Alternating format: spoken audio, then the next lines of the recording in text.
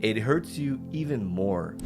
The fact that you have not take those potential gain, came all the way back down to zero, and then you face the situation at hand that you basically had all this. All you had to do is take the choice, take the profit, take it in your pocket, walk away home.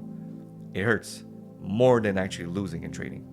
So once upon a time, when I had those type of situation, I used to revenge trade. I used to higher lot my lot size.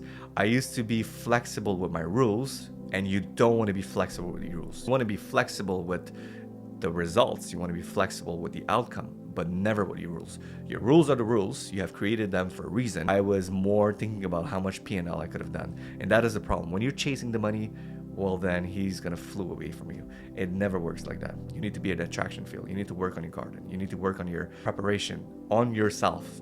Work on the inside, and the outside will come to try to chase you. Anyway, my point is, once upon a time, revenge trading in those days would have been to me a big losing day. So what I've done is I took some partial on 2 account, and all of the rest of the account went all the way back down to $0. So I basically haven't really lost anything, but I just simply made nothing. And I watched the screen, and I was stoic. Me and my partner were laughing, we were making jokes, and we're like, meh, we came to this day, we didn't expect to do anything. We saw floating a lot of profit, and then came all the way back down to zero.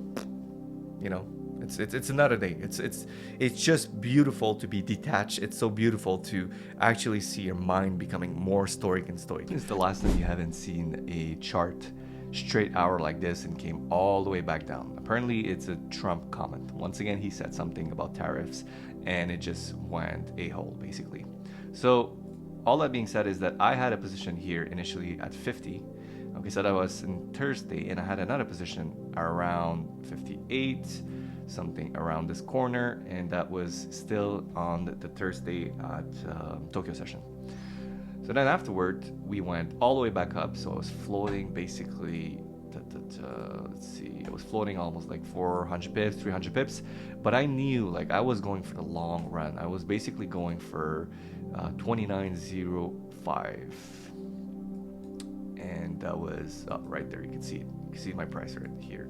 Look, right there. That's the beautiful price I was aiming. 29.05. Okay, so that was my price initially that I was targeting. Imagine we're targeting basically. So if I had my take profit hits from the second position, we're talking about 400 pips, 480 pips, and I would have added on onto my positioning. So is basically 1,000 pips and even more. How many position that you put into this trade? Well, will compound very quickly. So I had beautiful position, and I had in my thought process that I knew that NFP sometime they could act as they could fuck you up basically. They could literally go to your stop loss and then remove you from the position, which this is the actual outcome of it. Okay, so NFP was right there. Okay, I basically add on another position at 61 with full awareness that I knew that NFP, all traders would have been out of this game. Okay, so right there, I knew that this would have happened. But I still took my chance because I had, a beautiful positioning all the way here. But then the moment when this happened, what happened initially is that my stop loss from my 61 was right below here. So 57, this one was break even, and this one was basically right there around like 55. Okay, guess what happened?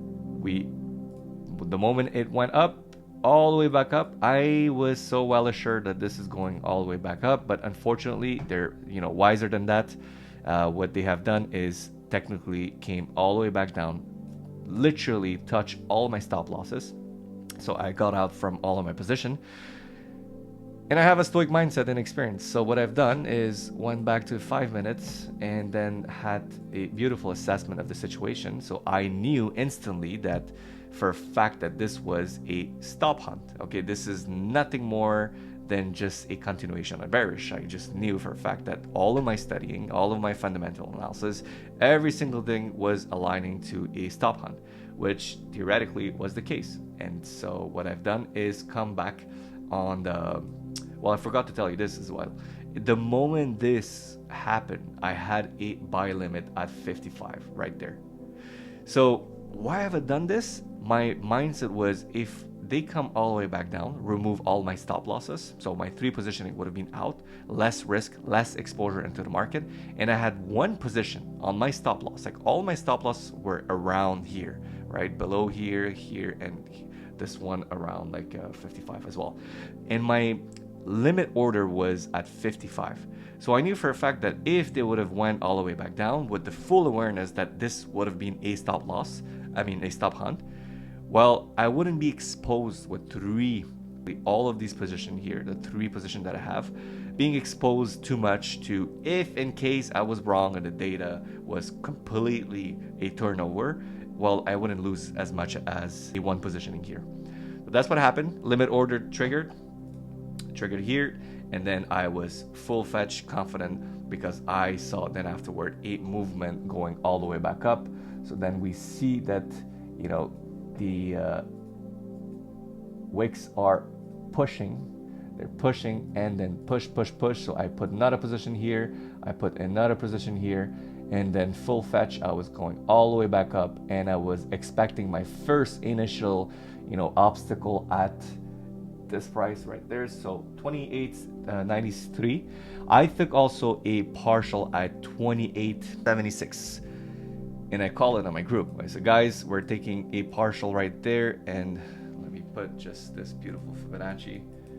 Okay, so that was also one of the confluence. Okay, I put it all the way back down, and voila. So 28.76 right there. So in case, you know, they go all the way back up here, and they just, you know, take their time, or they just have a turnover of completely different storyline. So I took some partial, waited, went to have some breakfast. I was well assured we have broken this beautiful high. We broken this, and I was well assured that we're going all the way back up. But then afterward, it just melted. And I had basically all of my entries. I had my stop loss break even. Once again, I took some partial with 2 accounts. Literally got fucked, and we were floating almost 1,000 pips or close to that. Anyway, a lot of pips. So I let all this on the table just because, once again, a second Friday, same thing happened to me, but this time I was better because you put so much time, you put so much studying, you put so much effort, energy, that you want to get the reward. And that's the wrong way to think about it. Society instilled upon us that you do something, you get something. No, it's not the right mentality. Is that you get in life that which you deserve, you don't get in life that which you want. It's very simple as that. Even if you could have run miles away, all the way around, doing round and round and round, and just praying to God that you want to have some pips and profit, it won't happen. All about intelligence put into the right place. Okay, you use your focus correctly, and then you assess the situation in the best case scenario.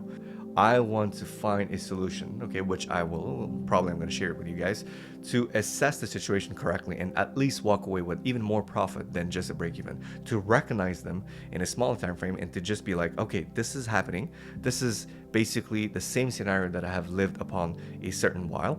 Snap back, take my profit, walk away, and being content. So that's my problem. If you can't solve your own problem, you don't get the luxury to actually solve other problems, because life is full of problems. And the wrong way to think about it is that you don't want to have any problem. I mean, that's not how life works. Okay, life is full of setbacks, issues.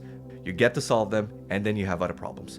I mean, you probably have the problem of understanding what is a Fibonacci, understanding what is a chart, understanding how to read price action, understanding what is a fundamental, how and what fundamental is actually affecting your trade. You probably have this problem until the day you can't solve those problems. Well, you don't have the luxury to have my problem. My problem is I have all those profits. How can I optimize to have most of those pips to myself?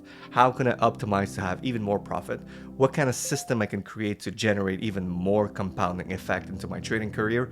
And how can I optimize the less risk exposure? That is my problem. And I get to deserve that because it's been 5 years in the game. I've been refining, working, studying Saturday, Sunday, Monday to Sunday. There's no day off. You want to have day off? It's on you. It's a zero-sum game. I'm going to come back and just grab your own pips to my house. No joke. Basically, that's what's going to happen. So you want to make sure that you study fucking hard, and it's not the hardest worker in the room that will win, but you have more probability. The one who is going to walk away with much pips into their home is the smartest and the hardest motherfucker in the room. If you're an ApexPayman, you could be yours as well.